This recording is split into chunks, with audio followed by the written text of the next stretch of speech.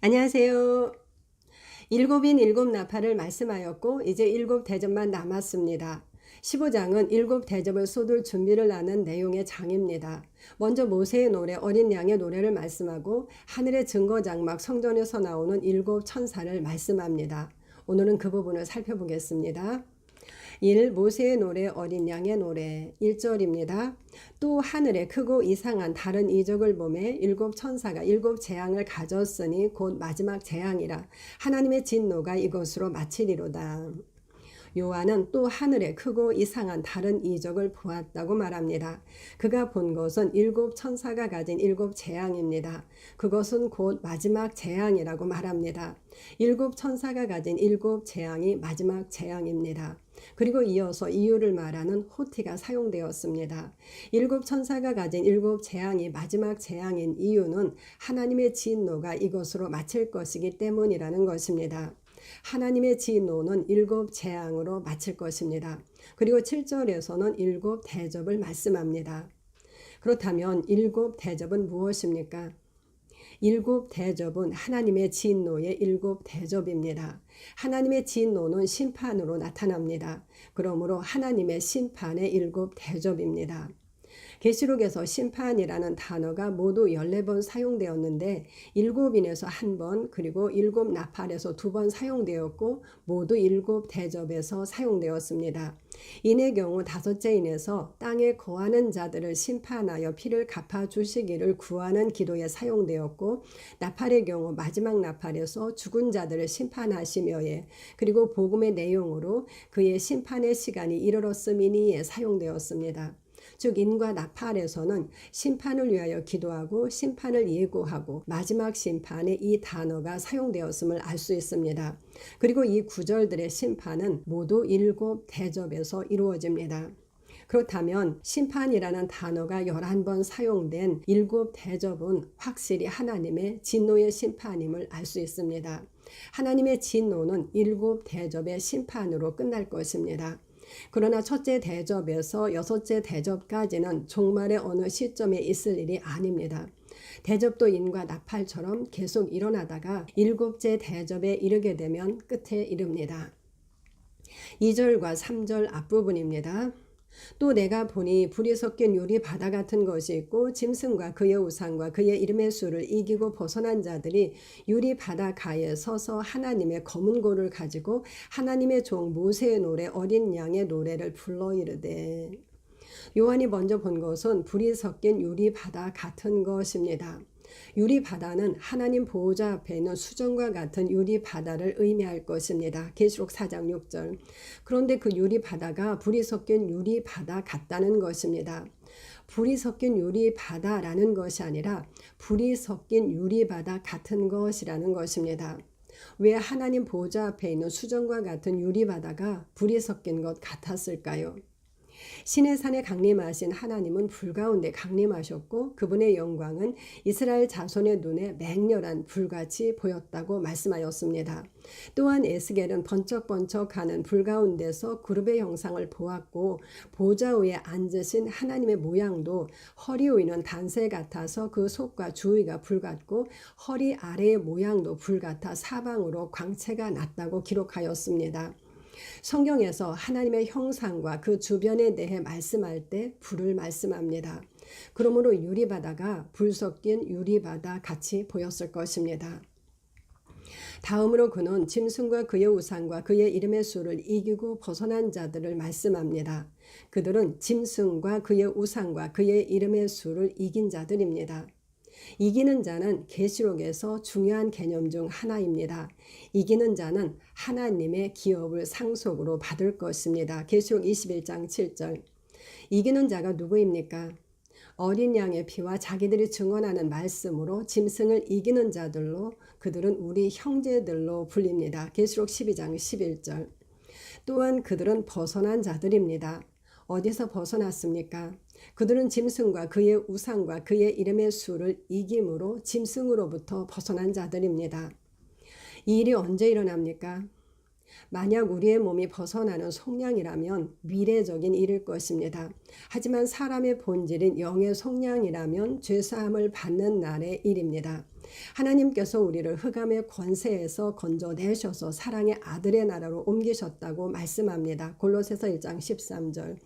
그러므로 주님은 바울을 사람들에게 보내시며 그 눈을 뜨게 하여 어둠에서 빛으로 사탄의 권세에서 하나님께로 돌아오게 하실 것을 말씀하셨습니다. 복음의 말씀으로 영의 눈을 뜬 자들은 어둠에서 빛으로 사탄의 권세에서 하나님께로 돌아오게 됩니다.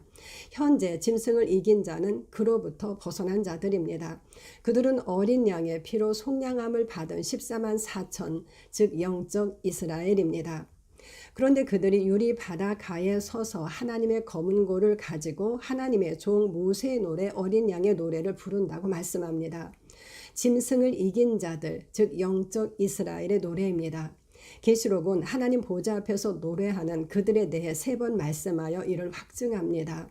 어린 양의 피로 그 옷을 씻어 흰 옷을 입은 아무라도 능히 세울 수 없는 무수한 무리가 하나님과 어린 양 앞에서 구원을 노래합니다.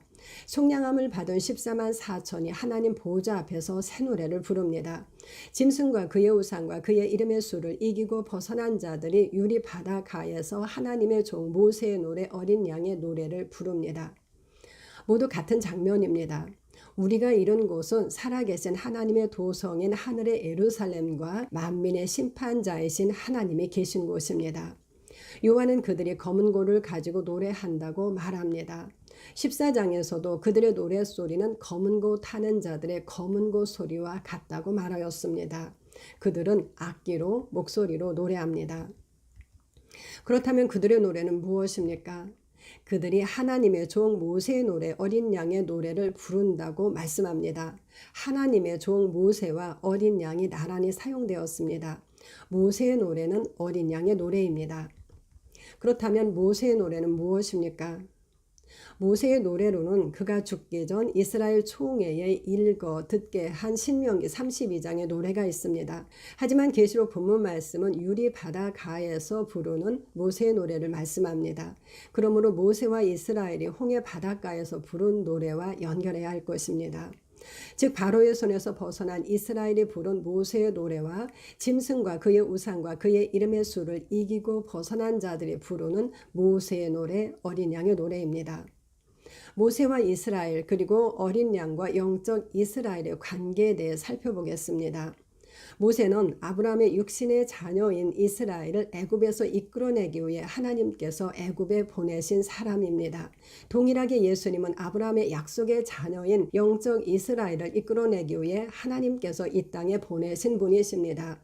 어린 양은 죽음의 세력을 잡은 마귀를 멸하고 그 죽음을 통하여 종으로 삼은 모든 사람을 구원하기 위하여 혈과 육을 지닌 우리와 같은 모양으로 오셨습니다.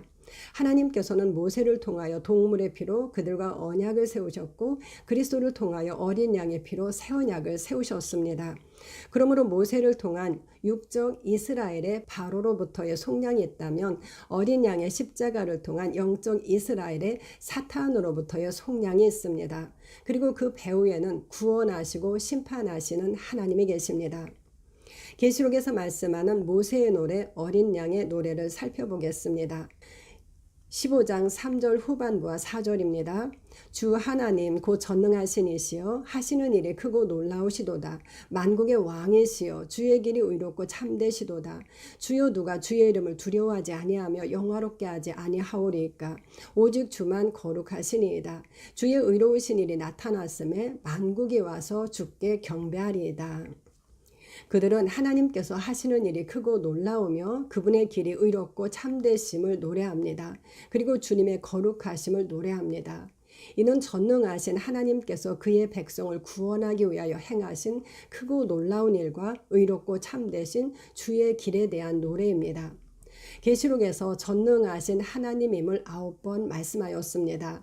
하나님은 주이시며 전능하신 분이십니다. 그렇다면 누가 주의 이름을 두려워하지 않으며 영화롭게 하지 않겠습니까? 오직 주만 거룩하십니다. 그리고 그들은 주의 의로우신 일이 나타났으므로 만국이 와서 주께 경배할 것이라고 노래합니다. 하나님의 의로우신 일은 십자가를 통하여 나타났습니다. 이제는 어디든지 사람에게 다 명하사 회개하라고 말씀하십니다. 그러므로 만국이 와서 하나님을 믿고 경배할 것입니다. 다음은 이스라엘이 부른 모세의 노래입니다. 출애굽기 15장 1, 2절입니다. 이때에 모세와 이스라엘 자손이 이 노래로 여호와께 노래하니 일러스되 내가 여호와를 찬송하리니 그는 높고 영화로우시며 말과 그 탄자를 바다에 던지셨음이로다. 여호와는 나의 힘이요 노래시며 나의 구원이시로다. 그는 나의 하나님이시니 내가 그를 찬송할 것이요 내 아버지의 하나님이시니 내가 그를 높이리로다. 이때에 모세와 이스라엘 자손이 이 노래로 여호와께 노래하였다고 말씀합니다. 이때에는 어느 때입니까? 이 말씀 앞에는 이스라엘이 하나님께서 애굽 사람들에게 행하신 그 큰 능력을 보았으므로 여호와를 경외하고 그의 종 모세를 믿었다는 말씀이 기록되어 있습니다. 그들은 바로의 병거들로 인해 물이 흐르게 하신 하나님의 큰 능력을 보았습니다. 그러므로 하나님을 경외하였고 모세를 믿었습니다. 그리고 이때에입니다. 그들은 이때에 이 노래, 즉 모세의 노래를 불렀습니다. 그들은 그들이 본 큰 능력, 즉 하나님께서 애굽 사람들에게 행하신 일을 노래합니다. 바다를 갈라 그들을 건너게 하신 하나님께서 바로의 병거와 그의 군대를 물로 덮으셨습니다. 그들은 그 일을 말하며 그들의 힘이시며 노래이시며 구원이신 하나님을 찬송하고 높입니다. 또한 거룩함으로 영광스러우며 위엄이 있으신 하나님, 기이한 일을 행하신 주 하나님을 노래합니다. 11절. 그들의 노래는 21절까지 계속됩니다. 모세의 노래도 어린 양의 노래도 속량함을 받은 자들이 큰 권능으로 자신들을 건져내신 하나님을 노래하는 내용들입니다. 7장에서는 하나님과 어린 양의 구원을, 14장에서는 새 노래를 부른다고 말씀하였습니다. 그들은 구원과 속량을 노래합니다. 이 증거장막 성전과 7 재앙의 대접을 받은 천사들. 5절입니다. 또 2일 후에 내가 보니 하늘의 증거 장막의 성전이 열리며 또 2일 후에 즉 유리 바닷가에서 모세의 노래 어린 양의 노래를 부르는 것을 본 다음입니다. 요한이 보니 하늘의 증거 장막의 성전이 열렸다고 말씀합니다. 증거 장막은 성막 전체를 말하기도 하고 증거궤의 장막으로 지성소를 일컫기도 합니다. 증거궤는 법궤 언약궤를 말합니다. 하늘의 증거 장막 성전은 증거궤가 있는 하늘의 성전을 의미하는 것으로 보입니다. 7째 천사가 나팔을 불었을 때에도 하늘에 있는 하나님의 성전이 열려 성전 안에 있는 하나님의 언약궤가 보인다고 말씀하였습니다. 계시록 11장 19절. 하나님의 언약궤, 즉 증거궤가 있는 하늘에 있는 증거장막 성전입니다. 하나님께서는 모세에게 하나님께서 보이시는 모양대로 장막을 지으라고 말씀하셨습니다. 스데반은 광야에서 그들의 조상들에게 증거의 장막이 있었는데 그것은 모세가 본 양식대로 만들게 하신 것이라고 말하였습니다. 모세가 만든 장막은 하늘에 있는 것들의 모형이었습니다. 그들은 그곳에서 하나님을 섬겼습니다. 그러나 예수님께서는 손으로 짓지 아니한 것, 곧 이 창조에 속하지 아니한 더 크고 온전한 장막으로 말미암아 염소와 송아지의 피로 하지 아니하고 오직 자기 피로 영원한 속죄를 이루사 단번에 성소에 들어가셨다고 말씀합니다. 어린 양의 피는 하늘에 있는 증거 장막 성전에 뿌려졌습니다. 그러므로 모든 죄의 속죄가 이루어졌습니다. 어린 양의 피가 뿌려진 증거 장막의 성전이 열렸습니다. 그리스도께서 우리를 위하여 휘장 가운데로 열어놓으신 새로운 살 길입니다. 그러므로 누구나 예수의 피를 힘입어 성소로 나아갈 수 있게 되었습니다. 앞에 모세의 노래 어린 양의 노래에서는 주의 길이 의롭고 참되시도다. 주의 의로우신 일이 나타났음에 라고 하나님의 의로우심을 노래하였습니다. 하나님은 구원에서도 그분의 의로우심을 나타내셔서 자기도 의로우시며 예수 믿는 자를 의롭게 하셨습니다. 또한 계시록에는 하나님의 심판에 참되고 의로우심을 3번 말씀합니다. 하나님은 구원에서도 참되고 의로우시며 심판에서도 참되고 의로우십니다. 주의 길도 주의 일도 의롭습니다. 6절입니다. 7 재앙을 가진 7 천사가 성전으로부터 나와 맑고 빛난 세마포 옷을 입고 가슴에 금띠를 띠고 7 재앙을 가진 7 천사가 하늘의 증거 장막의 성전으로부터 나왔다고 말씀합니다. 그런데 그들은 맑고 빛난 세마포 옷을 입고 가슴에 금띠를 띠었다고 말씀합니다. 맑은은 카타로스가 사용되었는데 깨끗한 정결한의 뜻이 있습니다. 빛나는 람프로스가 사용되었는데 찬란한 맑은 흰 등의 뜻이 있습니다. 19장의 어린 양의 신부에게 허락된 빛나고 깨끗한 세마포 옷은 같은 원어를 사용합니다. 그리고 이 세마포 옷은 성도들의 옳은 행실, 즉 성도들의 의라고 말씀합니다. 그들은 의의 옷을 입었습니다. 어린 양의 피가 그 옷을 씻어 희게 합니다. 띠는 의복을 고정시킵니다. 금은 믿음을 상징합니다. 맑고 빛난 세마포, 즉 의의 옷을 고정시키는 믿음의 띠입니다. 사람이 의롭게 되는 것은 오직 예수 그리스도를 믿음으로입니다. 그들은 7재앙을 가지고 하나님의 성전으로부터 나왔습니다. 주님은 아버지께서 나를 보내신 것과 같이 나도 너희를 보낸다고 말씀하셨습니다. 그렇다면 하나님의 진노의 7대접을 쏟는 7천사는 누구입니까? 천사를 의미하는 앙겔로스는 사자로도 번역됩니다. 또한 계시록에서 가장 많이 사용된 단어가 이 앙겔로스라고 하였습니다. 예수님께서는 그분의 7교회의 사자에 대해 내 오른손에 있는 7별의 비밀이라고 말씀하셨습니다. 계시록 1장 20절. 앙겔로스는 비밀입니다. 그렇다면 7대접을 쏟는 앙겔로스도 비밀일 것입니다. 그러므로 단어의 이중성을 생각해 보아야 합니다. 심판은 누가 행합니까? 왕이 행합니다. 계시록에서 성도에 대해서 처음 하신 말씀은 왕과 제사장입니다. 계시록 1장 6절.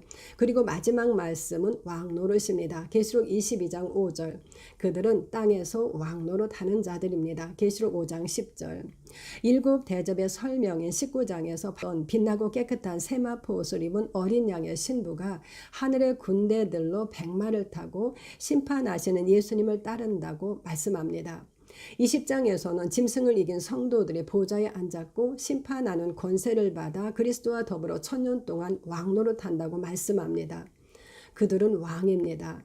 7대접도 7나팔에서처럼 먼저 대접을 쏟는 7천사를 말씀하고 뒤에 장들에서 그 대접이 무엇인지 쏟는 자는 누구인지를 설명한다고 볼 수 있습니다. 그러므로 요한은 천사 앙겔로스를 보았을 것입니다. 하지만 그 일을 행하는 자는 사자 앙겔로스입니다. 7나팔을 보는 앙겔로스가 제사장인 사자였던 것처럼 7대접을 쏟는 앙겔로스도 왕인 사자입니다. 성경은 7사자를 말씀하였습니다. 단순한 숫자 7이 아니라 하나님의 수 7입니다. 모든 교회의 사자, 즉 예수님 오른손에 있는 모든 성도입니다. 7절입니다. 내 생물 중에 하나가 영원토록 살아계신 하나님의 진노를 가득히 담은 금대접 7을 그 7천사에게 주니. 요한은 내 생물 중에 하나가 영원토록 살아계신 하나님의 진노를 가득히 담은 금대접 7을 그 7천사에게 주었다고 말합니다. 하나님의 진노를 가득히 담은 금대접 7입니다. 1절에서 7천사가 7재앙을 가졌다고 말씀하였고 6절에서도 7재앙을 가진 7천사를 말씀하였습니다. 그런데 7절에서는 그들이 하나님의 진노의 7대접을 받았다고 말씀합니다. 즉 그들이 진노의 7대접을 받기 전에도 그들은 하나님의 진노의 7재앙을 가진 자들이었습니다.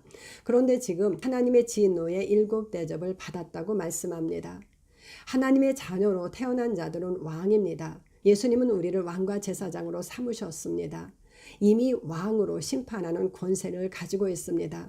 그러나 본인이 왕인 줄 모르는 자는 하나님의 심판을 행할 수 없을 것입니다. 그러므로 주님은 그들에게 하나님의 진노의 금대접을 주어 심판을 행하게 하십니다. 두루마리의 인봉을 떼어 열어주셔서 나팔을 불게 하시는 것처럼 주님은 말씀을 열어주셔서 대접을 쏟게 하십니다. 성도의 권세는 우리가 아직 잘 알지 못하는 영역입니다. 하나님의 진노의 대접을 받기 위해서는 말씀과 기도로 그분의 성전에 머무르는 시간이 필요합니다. 8절입니다. 하나님의 영광과 능력으로 말미암아 성전에 연기가 가득 차매 7천사의 7재앙이 마치기까지는 성전에 능히 들어갈 자가 없더라. 그들에게 하나님의 진노의 7대접을 주니 하나님의 영광과 능력으로 말미암아 성전의 연기가 가득 찼으므로 7천사의 7재앙이 마치기까지는 성전에 능히 들어갈 자가 없다고 말씀합니다. 구약에서 이스라엘이 성막과 성전에서 섬길 때 하나님의 영광으로 연기가 가득 차서 아무도 들어갈 수 없었다고 말씀합니다. 계시록 19장에서는 두 번째 할렐루야 하니 그 연기가 세세토록 올라가더라 라고 말씀합니다.